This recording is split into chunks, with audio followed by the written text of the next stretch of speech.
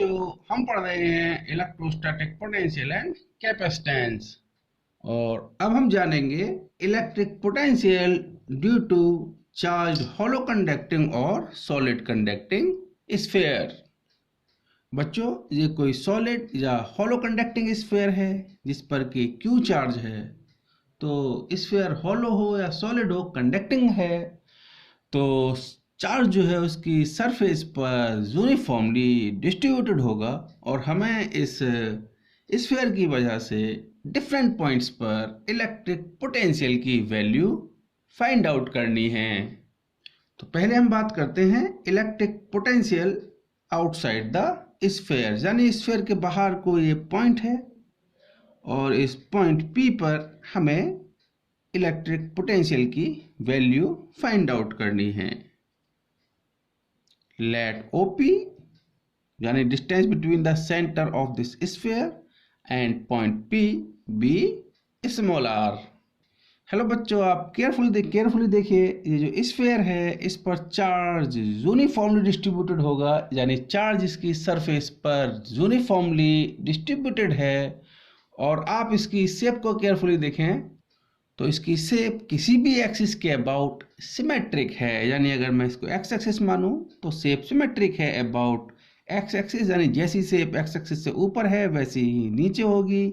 ऐसे ही Y axis के about symmetric है, तो जैसी शेप इसकी लेफ्ट साइड में है वाई एक्सिस से वैसी ही इसकी राइट साइड में होगी। सिमिलरली जेड एक्सिस के अबाउट भी सिमेट्रिक होगी। तो बच्चों, आपने सेंटर ऑफ मास का कॉन्सेप्ट पढ़ा ही है, तो सेंटर ऑफ मास के कॉन्सेप्ट के हिसाब से इसका जो सेंटर ऑफ मास होगा स्फीयर का, वो इसके सेंटर पर होगा। अब हम एक नया कॉन्सेप्ट इंट्रोड्यूस करते हैं, सेंटर ऑफ चार्ज, यानी एक ऐसा पॉइंट जहां पर हम पूरे चार्ज को जो कि सिस्टम में है कंसंट्रेटेड कंसीडर करें, तो उस पॉइंट को बोलते हैं हम सेंटर ऑफ चार्ज। तो अगर आप इस शेप को देखें तो चार्ज यूनिफॉर्मली डिस्ट्रीब्यूटेड है, सिमेट्रिक है अबाउट ऑल द एक्सिस, तो हम बोल सकते हैं इस स्फीयर का सेंटर ऑफ चार्ज इसके सेंटर पर होगा। और जब चार्ज हम सेंटर पर कंसीडर कर सकते हैं, तो यानी ये जो इसका सेंटर है इस पर हमने कंसीडर किया कि प्लस क्यू चार्ज है और इस सेंटर से इस P पॉइंट की डिस्टेंस हमने R कंसीडर की है।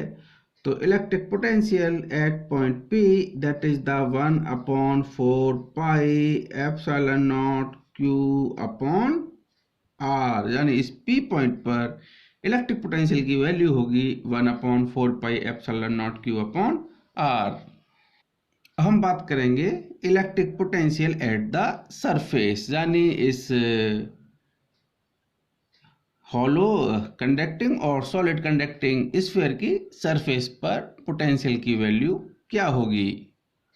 अब बच्चों, ये कोई क्यू पॉइंट है जो कि सरफेस पर है, तो बच्चों सेंटर ऑफ चार्ज तो इस स्फीयर के सेंटर पर ही होगा। तो charge on the centre of this sphere is plus Q, और इसके सेंटर O से सरफेस पर कोई पॉइंट Q है, इस Q की डिस्टेंस हमारी इसके रेडियस के इक्वल होगी। So potential V at the surface that is the 1/4 pi epsilon naught Q upon R। तो सरफेस पर इलेक्ट्रिक पोटेंशियल की value 1/4 pi epsilon naught Q upon R के इक्वल होगी, where R is the radius of this sphere. Third point, electric potential inside the sphere. बच्चों, इसको आप बहुत ध्यान से केयरफुली देखेंगे। बच्चों, ये स्फीयर है, चार्ज यूनिफॉर्मली डिस्ट्रीब्यूटेड है आउटसाइड द सरफेस, और इस स्फीयर के अंदर ये कोई पॉइंट A है जहां पर हमें इलेक्ट्रिक पोटेंशियल की वैल्यू फाइंड आउट करनी है। और सरफेस पर जो पोटेंशियल है वो हमने कैलकुलेट किया ही है, that is the 1/4 pi epsilon naught Q upon R। तो सबसे पहले बात करते हैं कि क्या इस स्फेरिकल सेल या solid sphere, conducting solid sphere के अंदर इलेक्ट्रिक फील्ड कुछ होगा। तो बच्चों, हमने गॉस थ्योरम से पढ़ा था कि अंदर इसके इलेक्ट्रिक फील्ड नहीं होगा, यानी हमने पढ़ा था E.ds equal to Q enclosed upon epsilon naught. जब अंदर आपका चार्ज ही नहीं है तो इलेक्ट्रिक फील्ड तो होगा ही नहीं। तो inside this sphere there is no electric field. और बच्चों एक रिलेशन मैंने आपको अभी पिछली क्लास में पढ़ाया है। सो पोटेंशियल डिफरेंस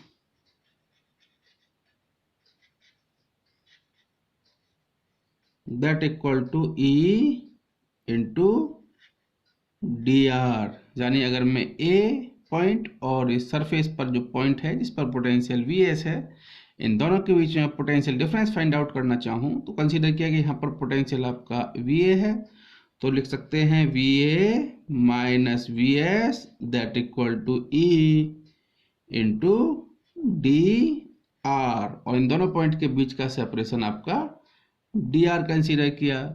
तो E की वैल्यू जो है यानी inside this sphere electric field 0 होगा।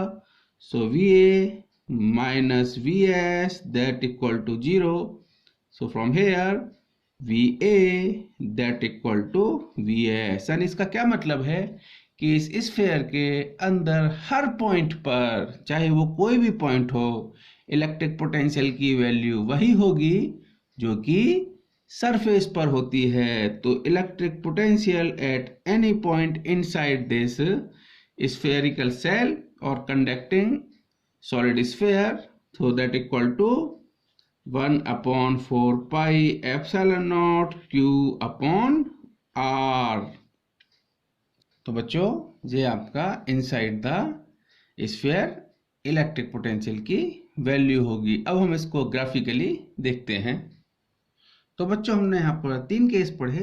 Electric potential outside the sphere, so this is the 1/4 pi epsilon naught Q upon R where R greater than the radius of this sphere. Surface पर जो value होगी electric potential की that is the 1/4 pi epsilon naught Q upon R where capital R is the radius.